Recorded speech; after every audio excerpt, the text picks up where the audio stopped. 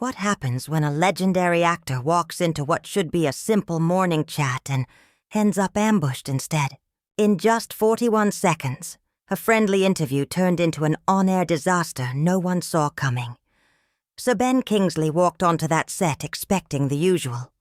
A warm welcome, a few smiles, a light conversation about his latest project. He'd done this 1,000 times before. Morning shows, press junkets, talk shows. The routine was second nature. Smile, sit, chat, charm, and leave. Easy. But that morning, Lorraine Kelly had something else in mind. From the moment Ben sat down, the air shifted. The atmosphere was wrong.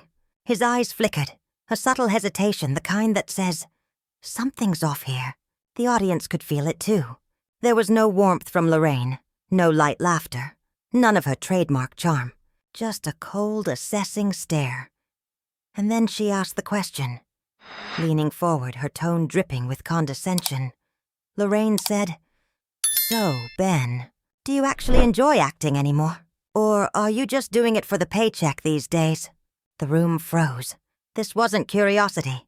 It was an accusation, a public jab implying he was a sellout. Right there, live on television. Ben blinked, startled but composed. He'd faced tough interviews before, but this was different. Who asks something like that? Who invites a guest on only to insult them? Still, he remained gracious. He smiled softly and replied, "I love what I do, Lorraine. Every role I take is something I care deeply about. I wouldn't be here if I didn't have passion for my craft. Dignified. Calm." The kind of answer that could have saved the moment. But Lorraine didn't take the cue. She laughed. Not kindly, but with that sharp, dismissive little chuckle people use when they think they're being clever. "Oh, come on, Ben," she said. "You've been in some absolute rubbish lately. Let's be honest. When was the last time you were in something that actually mattered?" Silence. Even the crew shifted awkwardly behind the cameras. The audience didn't know whether to gasp or stay quiet. This wasn't banter. It was hostility. Ben just looked at her for a long moment. You could see the decision forming in his eyes. Fight, flee, or rise above. And he chose dignity. "I think that's quite unfair, Lorraine," he said finally, his voice steady. "I've worked with some incredible directors and actors in recent years. Projects I'm proud of. If you haven't seen them, perhaps that says more about your viewing habits than about the quality of the work. A quiet surgical strike, polite but sharp enough to draw blood." Lorraine's mask slipped. The fake pleasantness vanished. Her posture stiffened. Her jaw tightened. "Excuse me," she snapped. "Are you seriously going to sit on my show and insult me?" Ben looked genuinely puzzled. "I'm simply responding to what you said, Lorraine. You've been quite critical since I sat down." But she wasn't listening. She waved her hand dismissively. No. Don't turn this around on me. I'm asking honest questions. Questions the audience wants to know. If you can't handle honesty, maybe you shouldn't be doing interviews." The gaslighting was staggering. She had just spent several minutes undermining him, mocking his career. And now she was painting herself as the victim. Ben exhaled, visibly restraining his frustration. Then, with quiet precision, he said, "There's a difference between honesty and hostility. I came here to talk about my work, not to be insulted." Lorraine rolled her eyes, and muttered, "Oh, please. You actors are all the same. So sensitive, so fragile. You can't take even a hint of criticism without falling apart." That was the breaking point. In that moment, everyone watching knew the interview was finished. Lorraine had exposed herself completely. Not as a curious journalist, but as someone who took pleasure in tearing others down. And Ben Kingsley, ever the gentleman, finally dropped the mask. He straightened in his seat, looked her dead in the eye, and said with chilling calm, "I've been in this industry for over 40 years, Lorraine. I've worked with the greatest directors in the world. I've won every major award there is to win. I've been knighted by the Queen. And in all that time, I have never, and I mean never, been treated with such disrespect by someone calling themselves a professional. The studio gasped, actual audible gasps. Because nobody talks to Lorraine Kelly like that. She was the queen of morning television, Britain's daytime darling, the smiling face millions woke up to. And yet here she was, being calmly and methodically dismantled by Sir Ben Kingsley, right there on her own show. But Lorraine wasn't about to back down. If anything, she dug in deeper. She leaned back in her chair, crossed her arms and smirked. "Well," she said, "maybe if you weren't so busy taking every role that comes your way, you'd have time to develop some thicker skin." Just saying, those last two words, just saying, landed like poison, disguised as politeness, as if that tiny phrase gave her license to say anything she wanted without consequence. Ben exhaled slowly, shaking his head. He looked down at his hands, then back up at her. "You know what, Lorraine?" he said evenly. "I thought this would be a pleasant conversation. I thought we'd talk about the film, about the craft, about the things that actually matter. But clearly you have a different agenda, and I'm not interested in being part of whatever this is." He gestured faintly at the set. The lights, the cameras, the tension in the air, all of it. And Lorraine, instead of seeing the warning, instead of realizing she'd gone too far, made the fatal mistake of pressing harder. She leaned forward again, eyes sharp. "You don't get to come on my show and tell me how to do my job," she snapped. "This is my show, Ben. These are my questions. And if you don't like it, maybe you should leave." It was a challenge, thrown down in front of millions. For a moment, time seemed to stop. The audience could feel it. That live electric silence when something irreversible is about to happen. Ben looked at her. Then, without a word, he reached up and unclipped his microphone. The studio froze. This wasn't supposed to happen. Guests don't just walk out of interviews. Not legends. Not Knights of the Realm. And especially not on Lorraine's show. But Ben was done. Completely done. He stood, quiet and composed, placed the microphone neatly on the armrest, and turned to leave. That's when Lorraine realized what she'd done. Her eyes widened. Her tone softened instantly. "Oh, come on, Ben," she said, half laughing, half pleading. "Don't be ridiculous. Sit down. We're just having a conversation." Just having a conversation, as if the last 10 minutes hadn't happened. As if she hadn't spent the entire segment undermining him, mocking him, and sneering at his career. Ben stopped just long enough to look at her and say, clearly and calmly, "No, Lorraine, this isn't a conversation. A conversation requires mutual respect, and you've shown me none, so I'm leaving." The audience went completely still. Lorraine's face flushed crimson. Whether from anger or humiliation, no one could tell. She stood up, her voice sharp and trembling. "Fine, leave then. See if I care. You're not the first diva I've had on this show, and you won't be the last." Diva. She called him a diva, for refusing to sit there and be insulted, for having the dignity to walk away. Ben didn't respond.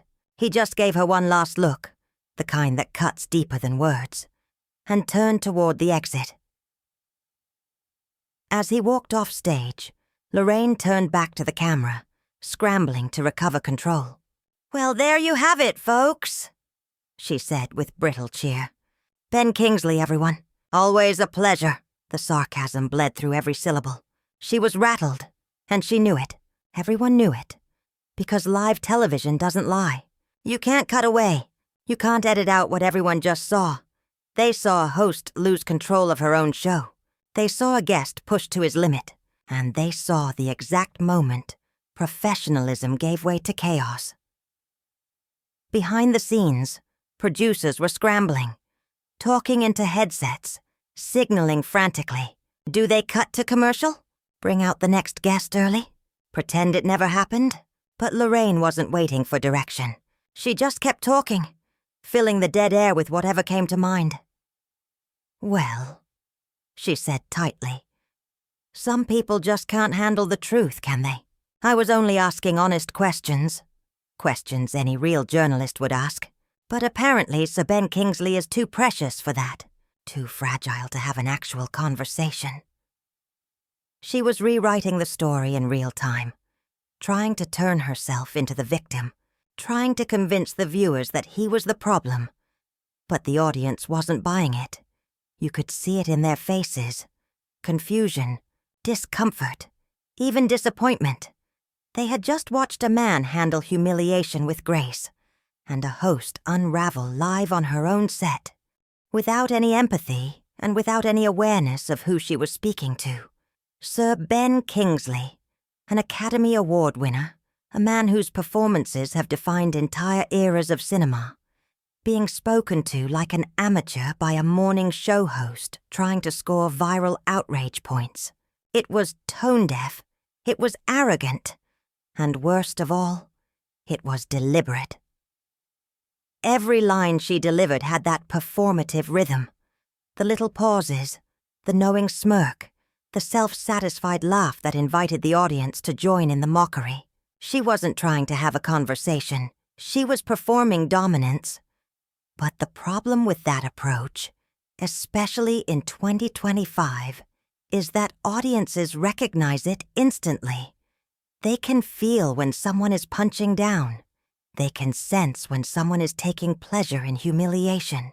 And in this case, that instinct was absolutely right. By the time the show ended, clips from the interview were already trending. Hashtags like "Justice for Ben" and "Fire Lorraine." Kelly started appearing within minutes. Commentators from every corner of the internet weighed in.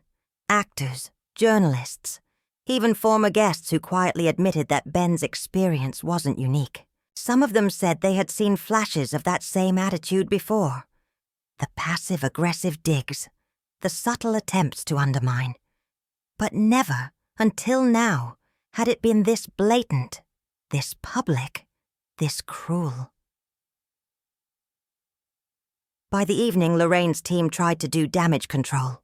A short statement was released claiming the interview had been spirited, that misunderstandings happen in live television, and that Lorraine holds the highest respect for all her guests. But the internet wasn't buying it, because the footage was right there. Everyone could see the smirk, the interruptions, the condescension. Everyone could hear Ben's quiet dignity, his restraint, his refusal to retaliate.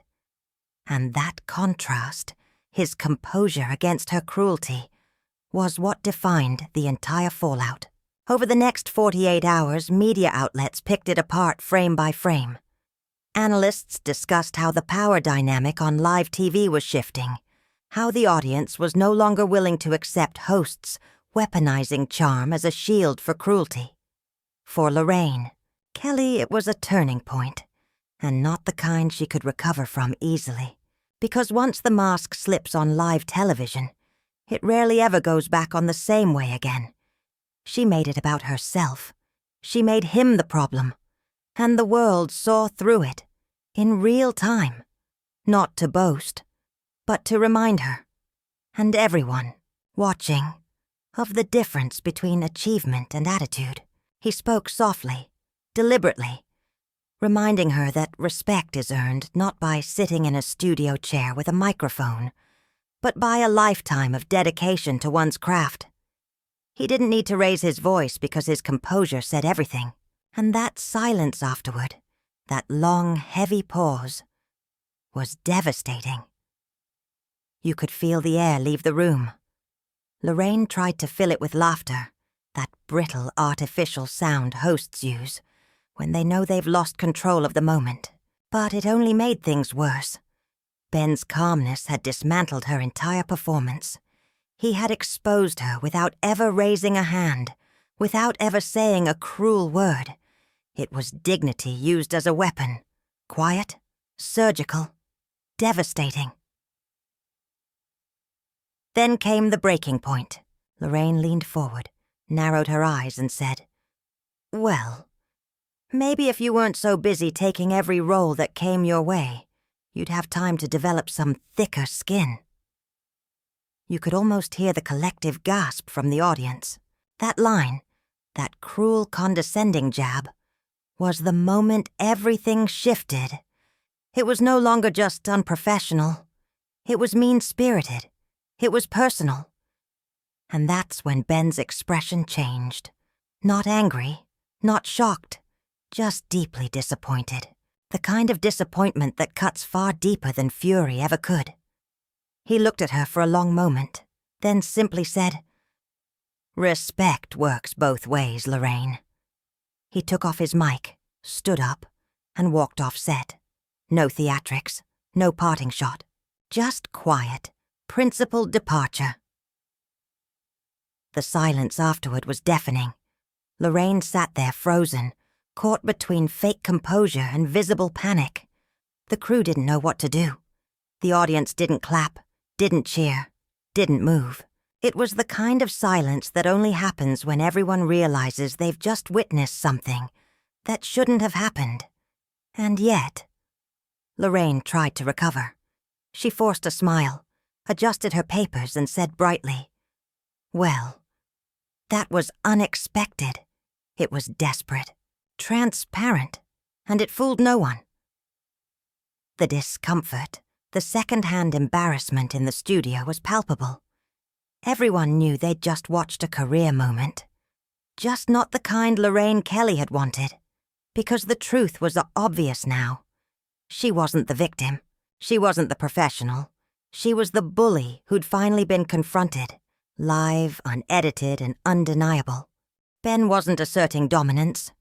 He was asserting credibility. He wasn't trying to prove superiority. He was grounding himself in decades of earned authority. When he said he'd never been treated with such disrespect in 40 years, it wasn't hyperbole. It was the weight of experience speaking. This was a man who had been interviewed all over the world, by journalists, critics and hosts far tougher and far sharper than Lorraine Kelly, and he had never walked off. That fact alone told the story. He knew the difference between a probing question and a personal attack. What Lorraine had done wasn't journalism. It was humiliation disguised as conversation, and her reaction to his words revealed everything. Instead of pausing to reflect, instead of acknowledging that maybe she'd gone too far, she went on the offensive. She pivoted. She turned it around on him. That fake little laugh, the tilt of her head, the syrupy tone as she said, "Maybe if you weren't so busy taking every role that comes your way, you'd have time to develop thicker skin." Was the mask slipping completely? It was venom coated in civility, a line meant to cut deep while still sounding playful. But everyone knew what it really was. A cheap, calculated insult. She was belittling his work ethic, implying desperation. She was telling him that if he felt hurt, that was his weakness, not her cruelty. It was textbook gaslighting, the classic abuser's defense. "I didn't do anything wrong. You're just too sensitive." Ben saw it immediately. That's why he looked at her and said quietly, "You have a different agenda." It wasn't anger. It was clarity. He'd recognized the manipulation for what it was. And when Lorraine smirked and told him, "If you can't handle it, you're free to leave," she thought she was calling his bluff. She thought the power dynamic was still hers, the host towering over the guest. She thought he'd sit there and take it because that's what people usually did.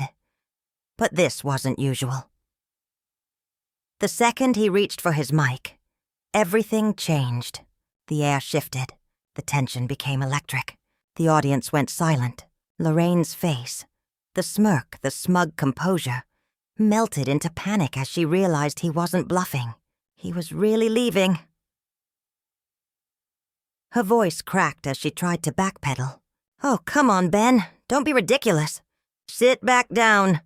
We're just having a conversation." But everyone watching knew that wasn't true. This wasn't a conversation anymore. It was an ambush that had just collapsed in real time.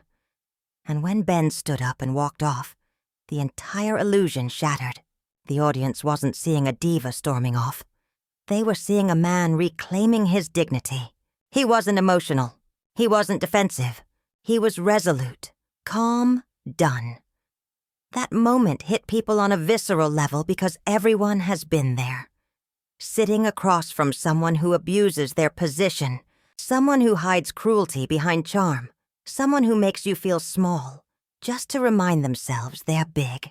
Most people swallow it, smile through it, move on. But Ben didn't. He said no. He set a boundary. He chose self-respect over exposure, integrity over compliance. And that's why the moment went viral. Because it wasn't just about an interview. It was about power, dignity, and accountability. Lorraine represented the old guard, the smug entitlement, the belief that being on TV makes you untouchable, the assumption that others will tolerate anything for a few minutes of airtime. Ben represented something different. Quiet strength, earned respect, and a refusal to play along with abuse disguised as entertainment.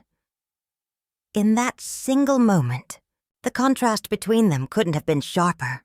One grasping for control, the other walking away from it, and winning. And that illusion shattered in real time. You could see it in her eyes. That flicker of realization that she'd gone too far, that this time there would be no clever edit, no smooth transition, no cheery music to cover the wreckage. The charm she'd relied on for decades had evaporated. What was left wasn't warmth or humor. It was bitterness. Ben, calm and measured throughout, had simply refused to participate in the charade. While Lorraine became increasingly hostile and defensive, he stayed grounded in facts, in dignity, in boundaries. He focused on behavior. She focused on ego. He tried to restore professionalism. She tried to win the moment. Every word she threw at him said more about her than about him. And when he finally said, "I am leaving," it wasn't emotional. It was absolute. No drama, no theatrics, just quiet finality. A man who'd had enough. Meanwhile, Lorraine couldn't stop herself. The sarcasm, the bobs, the need to get the last word. It was desperation disguised as confidence. That difference told the whole story. One was composed, centered, self-assured. The other was unraveling, clinging to the illusion of control as it slipped through her fingers. Here's what made it all so fascinating. Lorraine built her entire persona on kindness. For years, her image was that of this safe interviewer, the one who smiled, who made people feel at ease, who avoided confrontation. That was her brand. That was her currency. And in that moment, it all disintegrated. The mask fell. What the world saw underneath wasn't charm. It was cruelty wrapped in politeness. It made people wonder, how long had this been there? How many guests had quietly endured similar treatment off camera? How many moments like this had been edited out, buried under a laugh track and morning show chatter? Because behavior like that doesn't appear out of nowhere. It's a pattern. One that had finally been caught in the open. And perhaps the most revealing part of all was what Lorraine didn't do. Even as Ben walked away, even as the silence thickened and the control she prized so much evaporated, she couldn't apologize. Not even a flicker of humility. No self-reflection. No attempt to make it right. Only blame. She turned herself into the victim, calling him too sensitive, too serious, as if kindness had become a weakness in her world. That's the difference between accountability and denial. A good person, when confronted with their own cruelty, stops, reflects, tries to do better. Lorraine didn't. She doubled down. She defended the indefensible and called it just part of the job. That's why this moment mattered. Because it wasn't just a viral TV clash. It was a character test. And one of them failed it spectacularly. It showed the gulf between authenticity and performance, between real grace and the illusion of niceness. Ben Kingsley walked onto that set as a respected actor, and left as something greater, a symbol of integrity under fire, a man who refused to be diminished for entertainment. Lorraine Kelly sat in that chair as a beloved host and stood up as something else entirely. Someone whose carefully polished image had cracked in public view. Someone whose power depended on pretense, and who learned, in that moment, that pretense has an expiration date. Because that's what happens when you push too far, when you confuse kindness for weakness, when you think your platform protects you from consequence. Ben Kingsley didn't need that interview. Lorraine Kelly did, and that, in the end, was the real story.